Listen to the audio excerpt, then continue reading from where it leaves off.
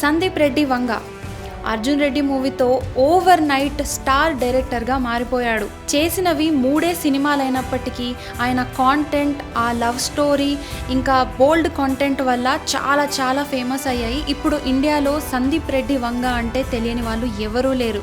ఎందుకంటే ఆయన script selection కూడా చాలా బోల్డ్గా ఉంటుంది.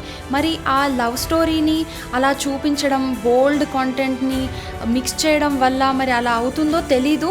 లేకపోతే ఆయనకి జస్ట్ ఆ బోల్డ్ కంటెంట్ లాగా చేసి స్టోరీని పెట్టేసి అలా చేయాలా, లేకపోతే ఆయన ఈ జానర్లో వెళ్ళిపోతున్నాడా అనేది తెలీదు.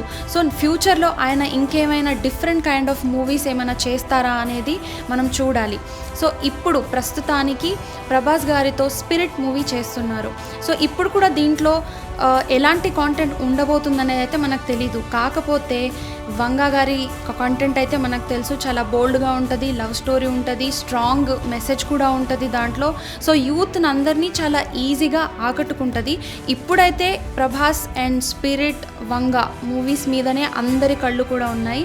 ఎందుకంటే ఇది ఎంత పెద్ద బజ్ క్రియేట్ చేస్తుంది, ఏ లెవెల్లో కలెక్షన్స్ని కలెక్ట్ చేస్తుంది అని చూస్తున్నారు.